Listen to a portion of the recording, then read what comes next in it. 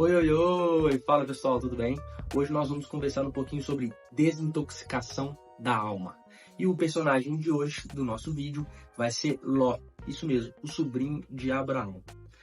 Bom, para contextualizar, vocês lembram que Deus mandou Abraão sair da terra dele, do meio de seus parentes, e para uma terra que Deus lhe mostraria. Isso está lá escrito em Gênesis 12. Ok, ele saiu, mas ele levou seu sobrinho Ló com ele.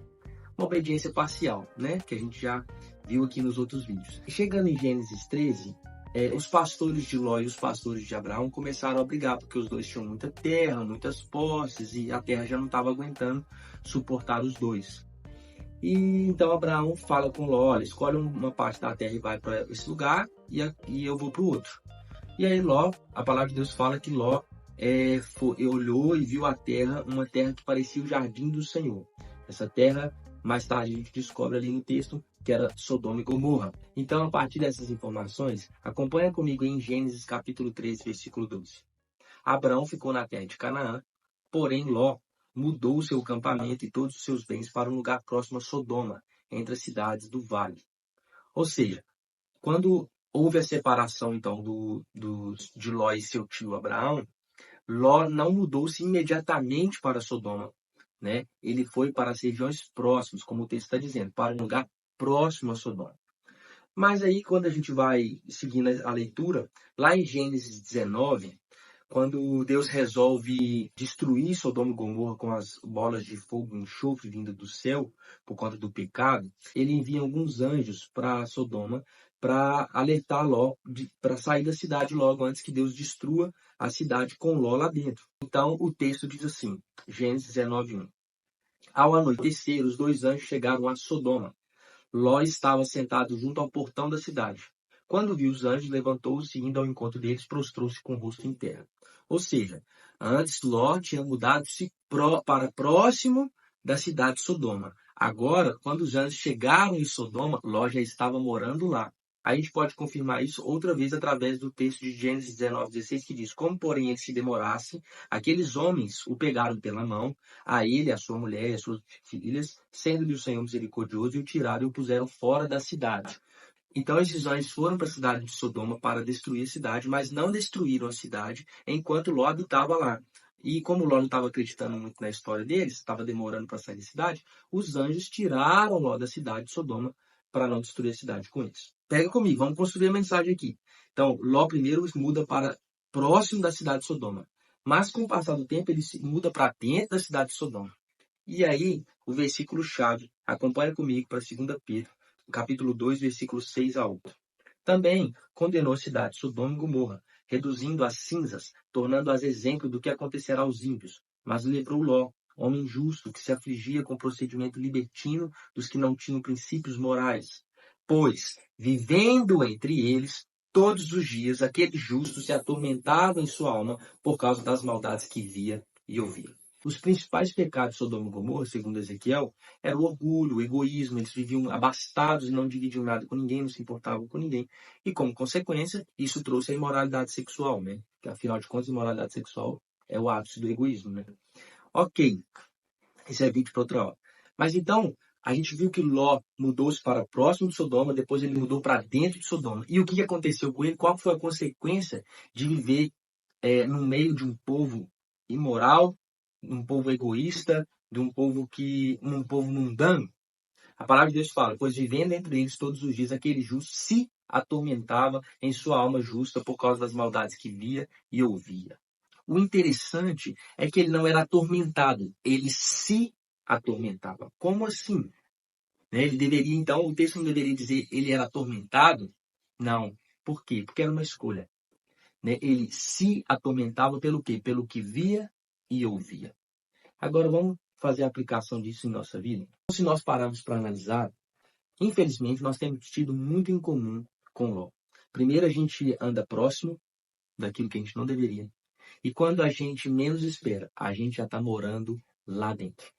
E qual que é o problema disso? É que a gente acaba se atormentando por meio daquilo que a gente vê e por meio daquilo que a gente ouve. A pergunta que eu te faço é: será que nós, como cristãos, como crentes no Senhor Jesus Cristo, nós como os filhos de Deus, que estamos sendo santificados por meio da palavra de Deus, por meio do Espírito Santo, será que nós deveríamos assistir e ouvir e estar nos mesmos lugares que aqueles que não são filhos de Deus estão vendo, se posicionando, ouvindo.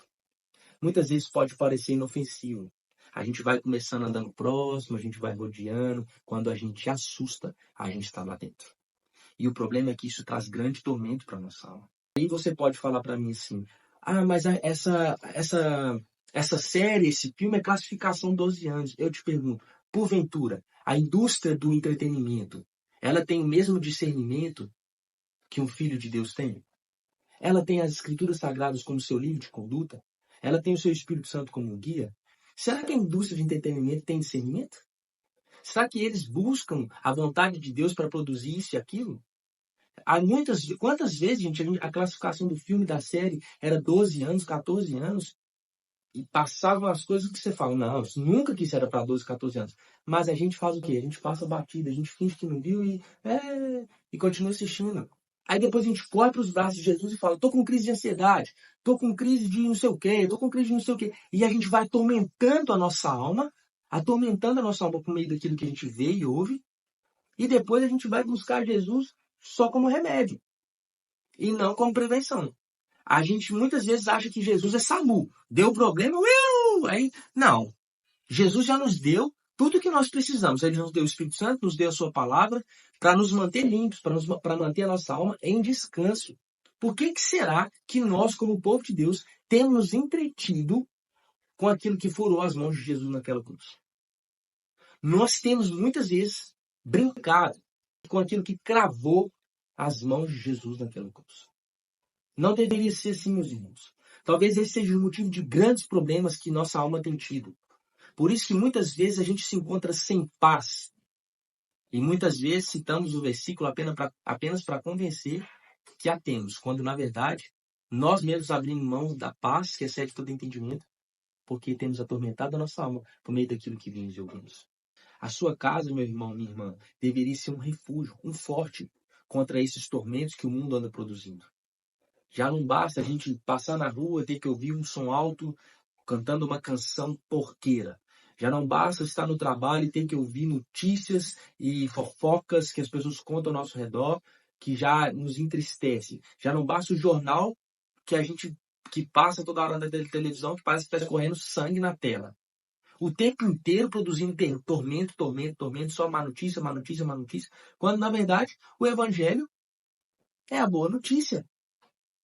Então, já não basta essas coisas. Aí você chega dentro da sua casa, você ainda precisa se atormentar, colocando na sua TV, colocando no seu celular, colocando no seu tablet.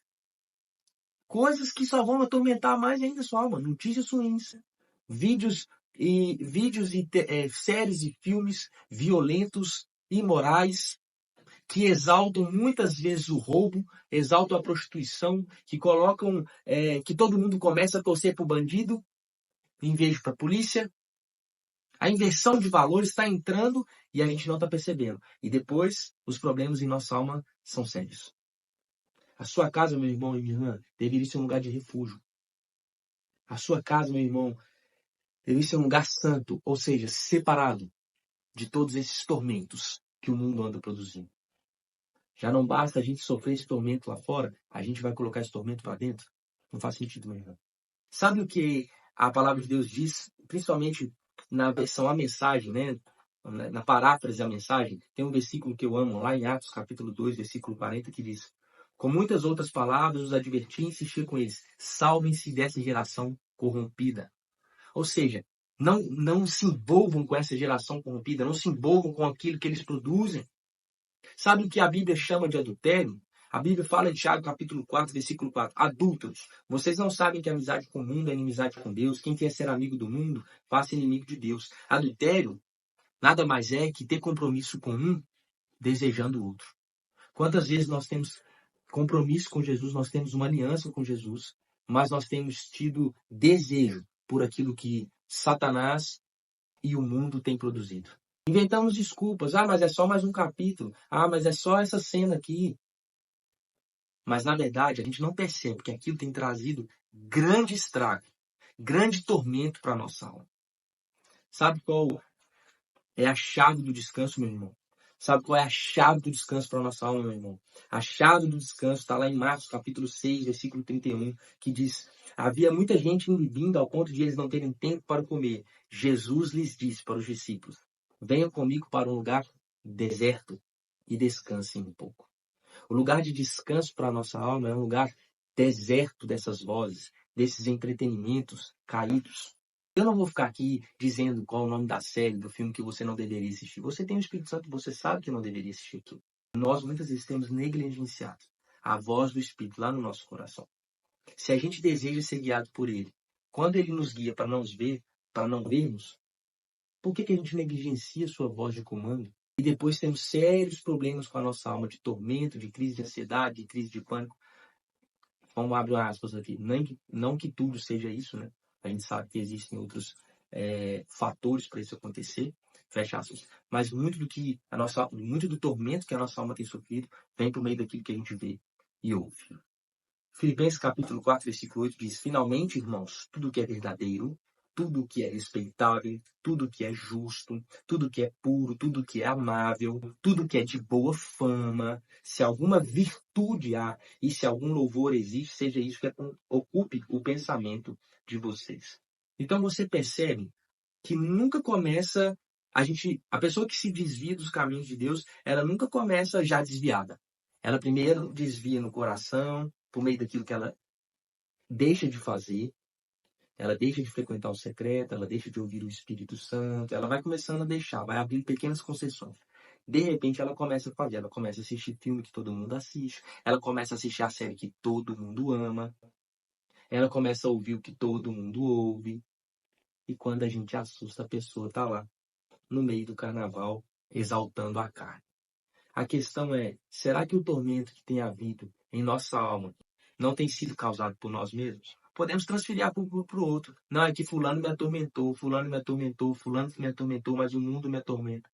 Mas a palavra de Deus diz que Ló se atormentou por meio daquilo que via e ouvia. Nós precisamos tomar uma decisão hoje, irmão. Não podemos ser adúlteros, ter um compromisso com Deus, mas desejar o outro. Não podemos confiar na indústria do entretenimento, a classificação que a indústria do entretenimento coloca. A nossa classificação daquilo que a gente vê e daquilo que a gente ouve vem do céu, vem do Senhor. Amém? Que Jesus te abençoe, meu irmão. Desintoxique sua alma.